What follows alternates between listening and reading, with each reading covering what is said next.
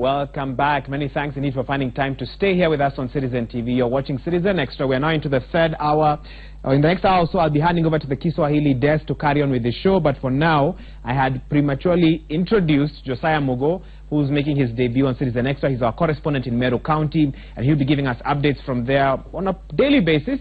I believe we are now ready to have a chat with him. Josiah, karibu to Citizen Extra. What can you tell us from Meru County? Thank you, Wahiga. Here in Meru County, we are celebrating the new year, and happy new year to you. And I'm here at the Meru main stage in Meru County and in Meru town. And I've talked to some guys who are telling me that they expect their leaders will be named by President Uhuru Kenyatta in their cabinet. Joining me now is Mr. Bundi, who will tell me more about this topic for today. Mzuri sana. Majina, mimi naitwa Joseph Bundi. Mimi nakuaga manager Express na mimi ni mmoja wa directors. Tumepeleka watoto shule na sasa tuko sawa na tunaongojea kusikia vile president atachagua cabinet. Tunaona amechagua tayari wengine, na kama minister wetu ambao ni Kaimenyi hajakuwa mmoja wa wale wamechaguliwa. Tunatarajia president atatuacha nyuma sisi kama Wameru. Kama si atarudisha Kaimenyi, atatupatia mwingine kama Munya. Hata kama Munya akupiga kampeni ya serikali nini sana, tunajua Munya kwa kufanya kazi atafanya. Na wakati tunaongea juu ya kufanya kazi, Munya anaweza fanya. Na tukiongea juu ya agenda, tungefurahia president ya konsinde sana wakina mama kwa serikali yake.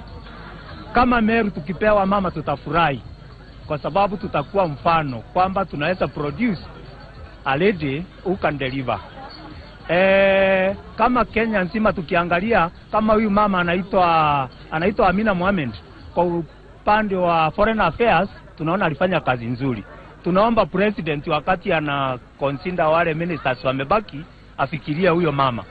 So a consider agenda, kwa sababu tunajua katiba inasema tunahitaji 3 dance. Two dance ya kina mama. So tunaomba president afikirie hiyo, na sisi kwa Meru tunashukuru president na serikali ya Jubilee kwa sababu wametuangalia kwa upande wa maendeleo. Kwa hivyo tukipata minister ambao atatufanyia kazi kama Munya ama mwingine ule president atafikiria, tutakubalia na tuta appreciate. Mwingine aweze kuniambia mambo ya agenda katika cabinet ya Uhuru.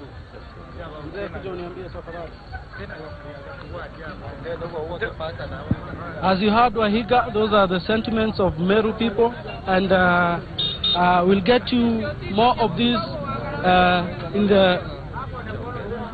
Back to you, Wahiga. Well, thank you so much, Josiah Mugo, for that. And those interesting sentiments from Meru County. Expect to see more of him. And of course, you understand the challenges of a live environment. We'll talk later on, Josiah. Well, let's get straight into the discussion for the next few minutes or so. Cabinet appointments is a topic we've come back to now, but we want to look at it a bit differently. We are joined by Teresa Omondi, Executive Director, FIDA, to talk a little bit about some of the quote-unquote demands that FIDA made in December to His Excellency the President and the Deputy, even as they were to form their cabinet. Then they had not yet released any names, but on Friday we got that list. And it was actually talked about by the gentleman in Meru County. He said, Mr. President, do not forget the women, even as you unleash the full lineup. My first question to you is, let's talk about your demand letter. You said that at least 7 women should be in the new cabinet. Yes. It was in an open letter. Yes. You indicated that you are ready to furnish the President with a list of competent and qualified women, etc. Did that happen? Did he ask for your list? Actually, unfortunately, they didn't ask us for the list. Okay. But probably for obvious reasons that they already know they have competent women, even within their own sector now as the current government. But we are still open. We still have a list. We still have a list of many women who can serve as cabinet secretaries, not only as cabinet secretaries, but also other state officers. Okay. Ambassadors and any other of the state officers. Right. So, yes. So what was your reaction then on Friday when he read the list of 6 that have been retained, 3 that will be new faces in the cabinet should their vetting go on smoothly, and even though we still haven't seen the full list, what did you feel about the initial or the partial list that he released? First, there was a shock. I was like, no, wait a minute. Something is not right. And I'm saying this from watching it from my house. And I picked up my call and I called a few people. I'm like, what's exactly this? What's going on? And of course, there's that confusion. No, it's still partial list, or it's still going to give more names. And then even as we were watching, shortly, news coming in, more nominees, 3 men. You know, first we started by 6 cabinet secretaries, then more nominees were men. So it was just a shocker moment for us as FIDA, and also I'm sure for women in Kenya. And even for that gentleman, we just heard him saying, please don't forget the women of this nation. Why? Because there has been a lot of consistent requests. We've been to court, we've wrote him letters, we've demonstrated, we've gotten it into the constitution. We're just looking for someone to implement it. It's just a simple requirement. But wouldn't the president in his defense say, listen guys, I haven't released the full list, why can't you be patient? If he was to say that to you, I mean, how would you then respond? Or would you have felt like you should have at least have named a few ladies in your partial list to reduce this whole discussion? That is one. And secondly, if you can come up with a list of 9, and out of 9 there is no woman, it just gives you an indication of where we are going with the 11. Let's say he's going to have a cabinet of 22. What are the chances now out of the 11 he'll pick 7? That's the question. Because if from 9 you can't even... I know, but that's the question for the president. Yes. If from 9 you can't get even 1 woman to mention, so you have 11 to go. So from 11, will you get 9? What if he names only women CSs in his next press briefing? We will jubilate. I'll be the first one to go to State House and tell him thank you. Let's talk about the 5 that were there in the cabinet that was formed in 2013. Okay, they are still holding office from the sort of messages we've been getting from State House. We are talking about Rachel Omamo, Phyllis Kandie, Cecily Kariuki, Amina Mohamed, Professor Judy Wahungu. How would you rate their performance? I think they did well. You know, like if we are going to use the current scale that has been used for the men who have been retained, I do not want to be very specific of whatever criteria the president used. But if I look at the men who have been retained, I think those 5 women did similar. Give me parameters. Why do you think the 6 men were retained? What do you think the president looked at in their retention? And how would you then say, in a similar manner, the women should also all be retained, for example? I'll pick from what I saw from the media, because there's no written document where and I think as a good manager of this country, he should have given us at least a criteria and said, I have retained these 6 people because they did 1, 2, 3. But having not have such a criteria, or I don't have any written document from him, I'll take from what has been in the media presentation that all based on performance. Some of them are even holding 2 dockets, 1 person, maybe because of their performance or something like that. Then I go back and look at our 5 women, their performance. We got quite good responses from Amina. We got Rachel Mamo. I mean, she's the first even cabinet secretary we've seen going to where the armed forces guys are, to live with them, experience how hard it is to protect the country. We've not seen that from even other male cabinet secretaries. So if it's performance, I think they have done well. So maybe if he produces a criteria, then we can say, okay, let's see what our 5 women missed. But so far, as a Kenyan, the criteria I think he used was performance. We have political allegiance. We have, he's trying to balance also the regions. Women belong in all those criteria. Which actually brings me to my next question. So this is a lot of the things that the president will need to balance. We need to balance region, ethnic diversity, merit, gender, and also reward political loyalty with an eye on 2022 as well. With that in mind, and the ladies are saying, give us at least 7 slots, or even all the other slots as well. Is that really possible? If you, I mean, right now you're sitting on this end, but if in another time you are the one sitting next to the president, how do you be able to get him to balance everything and still, put more than 7 women? I think how would you advise him? I think he would have gotten it right if he started with the first 9 that he announced and had some women there. Then he would have less to add, because we wouldn't be having this interview. Yes. We must appreciate that it's not also easy. It's a new thing he's introducing in the country, and even Kenyans are slowly starting to appreciate that women need to be given slots to serve the nation, and they're competent women who can do that. So if you already had a few women, we wouldn't even be here discussing, because then I would have hope. We'd be somewhere else. I would have hope, that he would have. But from the remaining 11, and 11 here, we are assuming that he'll have a cabinet of 22. Yes. He can decide to have 18. Yes. So even if he has 18, even now, he won't actually reach the minimum. Because unless now he makes 9, he gives the rest of the 9 positions. How sure are you that he will not do that? You see, from his first, how would I say, from the first experience, his first announcement, but he did not say the likelihood is very slim. You're not putting words in his mouth or thoughts? I think I'm putting words even his own actions, because even in the last cabinet, we didn't reach the 1/3, right? No, we didn't. So now at the end of the day, it means that if then he couldn't even achieve it, what are the chances now he will? Because the first time he did, when he had a reshuffle, he reduced the number. We didn't get the 1/3. So from his actions, I'm afraid that if we do not keep on, yes, if we do not keep on reminding him, if we do not keep on asking the women to call upon him, and even the men, the friendly men who are joining us now, then he might just as well, again, not meet the 1/3. Okay. Yes. And you see, that's the minimum. Generally, it should be 50-50. And it should not be locked to that. Yes. It can even be 50-50. On that same note, Parliament remains, many have said it remains unconstitutional for failing to achieve the 2/3 gender principle. What is FIDA going to do in 2018, rather, to continue to push for that to be made, for the changes to happen in Parliament as well? What's FIDA's plan? I know you're aware that we have been in court. We went to court immediately when we tried to stop their swearing in. Then it was working because we needed them to be sworn in so that they can pass our legislation. So now we're in court and the matter is coming up again in mid-January. And we hope the court this time round will again give a favorable decision, because all the decisions we've had in court have been in favor of the 2/3 gender principle. Okay. So the argument has been this is a new parliament, the orders that were given before do not apply to this current parliament. We said, oh, if that's the issue, then we are back to court again. We will get new orders for the new legislation. Are there other strategies that you have in mind, engaging with leaders, etc.? What else is FIDA doing? So one of it is we are really appealing to the president of this country, the current president of this country, that please keep to the constitution. You swore that you are going to comply to the constitution. His manifesto talks about women being included. Just keep to your promise. Be the leader that you want us to believe you are. Okay. Yes. And finally, I'm sure you'll be waiting for his next press conference with bated breath. What do you hope, pray, in terms of his announcements? What do you expect to see, and what do you hope to see? What I'll tell him is, Mr. President, women are part of Kenya. They are citizens of Kenya. They are voters. They voted. So just remember them. And they are competent women. We are not asking you to, it's a different ball game to say just put women, any woman.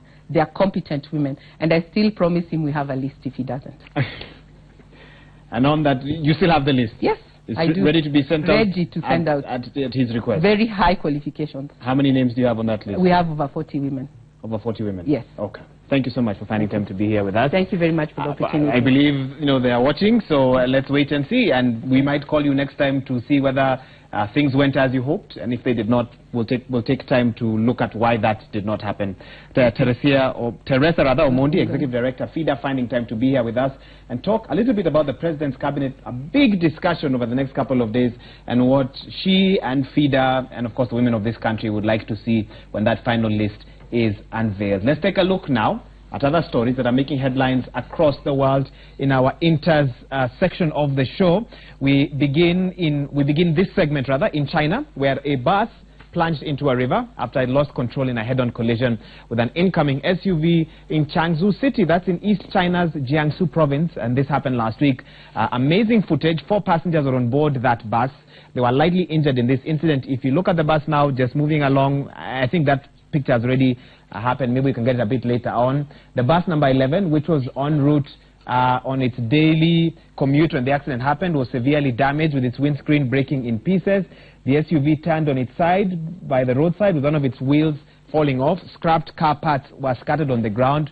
Both the drivers and 2 passengers in the bus were lightly injured. The drivers have been discharged from hospital after receiving treatments, while the 2 passengers are still under observation at the hospital.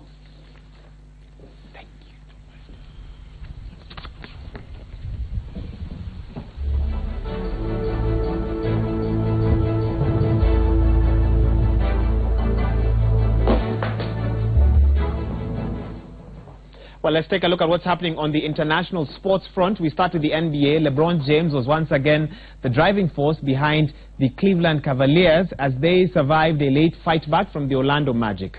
Playing in the 1,100th game of his NBA career, James scored 33 points and had 10 rebounds, 9 assists, and 6 steals in their 131-127 win, finishing just 1 assist short of a triple-double. Meanwhile, Stephen Curry made an explosive start to the Golden State Warriors NBA win at the Los Angeles Clippers yesterday. The star point guard had scored 17 points before the game reached the 8.5-minute mark and went on to collect a season-high 45 points. Curry even sat out the fourth quarter as the Warriors sealed a 121-105 victory.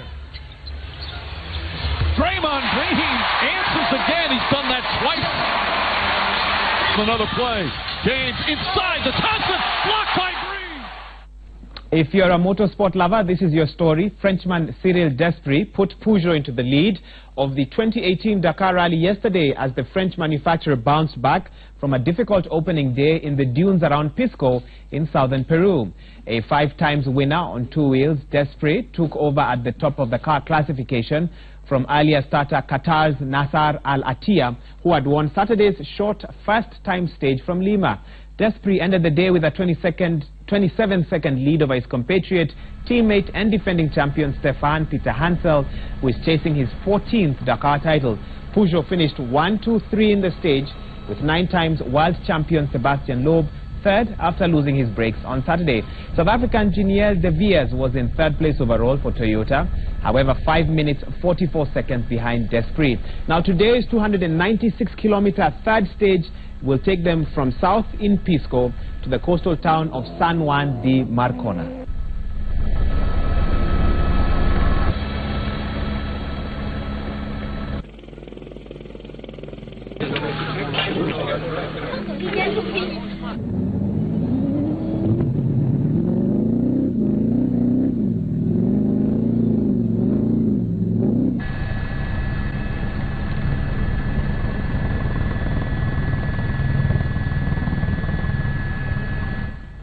Well, for those of you who are broke in January, this is some January luck right here. An American student won $10,000 that's roughly 1 million Kenya shillings, after holding a full court putt at a college basketball game. Christopher Carnes took part in the halftime promotion and successfully rolled the putt through a small hole in an advertising board from 94 feet away to win the major prize. What a month to win such money. Lucky him.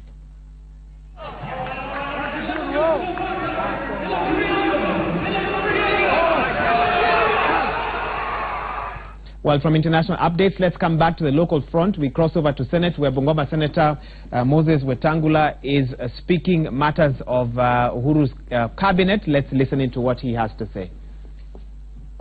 It's not a cry of NASA. It's on the lips of many Kenyans. And I believe that's why the American ambassador and many other diplomatic representations in this country and the clergy have been crying for dialogue. We don't want to look obstinate. We don't want to look intransigent. We don't want to look like we are not interested in engaging our compatriots on any issue. But we are not going to bend backwards to a dialogue that those we want to dialogue with are not keen on. Like Chinua Achebe said, you can't clap with one hand. You can only clap with 2 hands. Neither, as Obama said, can you shake hands with a clenched fist. You can only shake hands with a palm. So if we stretch our hands, our palm, and our colleagues have clenched their fists, then it's unlikely there will be a handshake.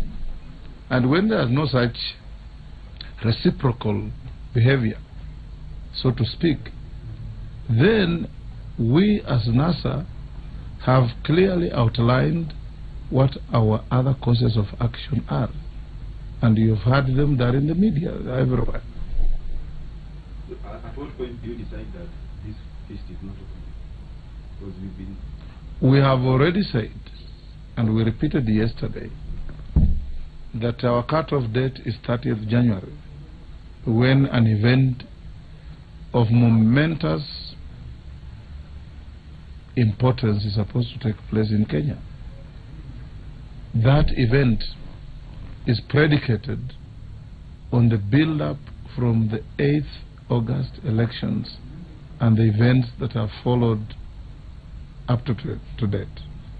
In between, Even yesterday, our team leader, Raila Odinga, who we believe was validly elected on 8th August, raised issues that are in the media today that we want to discuss on the following issues: electoral justice, strengthening parliament, strengthening devolution, strengthening and protecting the judiciary, and other issues that the country is having problems moving forward because of those. Those are issues that our colleagues in Jubilee know. Those are issues that we have been talking about over and over. And those are issues that will not go away. Those are issues that will remain here. I don't think anybody, including yourselves, because your colleagues who have crossed over to politics, would want to go to politics where a computer is going to determine whether you have won or not.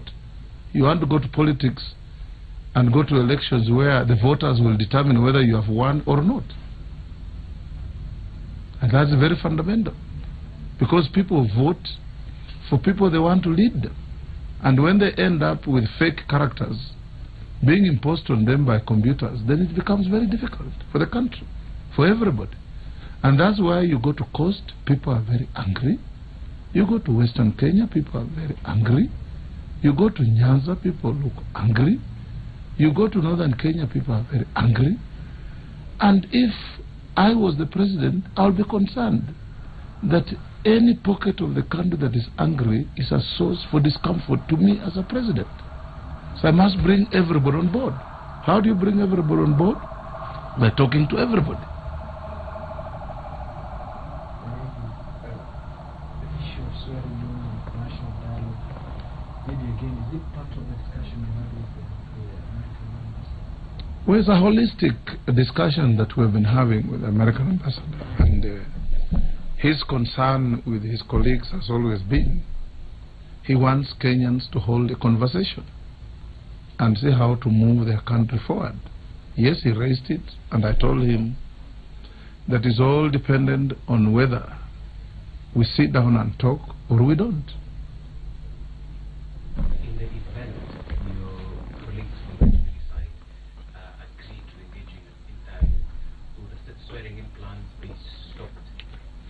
That bridge will be crossed when we reach it. It depends on what they will agree to talk about.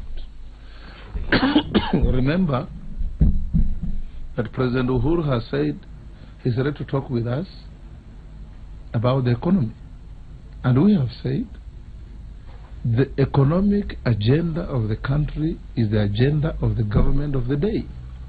It's idle for us to go to sit down with President Uhuru and his team to talk about the railway gauge, standard gauge railway, to talk about Galana and Gulalo irrigation scheme, to talk about Thwake Dam. All those things must be seen in context. We sit down to talk about the standard gauge railway and we'll start asking, why is the railway stopping in private property in Naivasha and not going to Uganda, Rwanda and Burundi? Why is the railway costing 8 times what it costs internationally? And we'll ask each other questions that have no answers. Let's first fix the politics of the country, then we'll address these issues. Strengthen this house so that the oversight committees are truly oversight committees that can hold the government to account. Strengthen the office of the Auditor General so that when the Auditor General says money has been lost through this dubious project, those responsible are held to account and taken to court where there is evidence.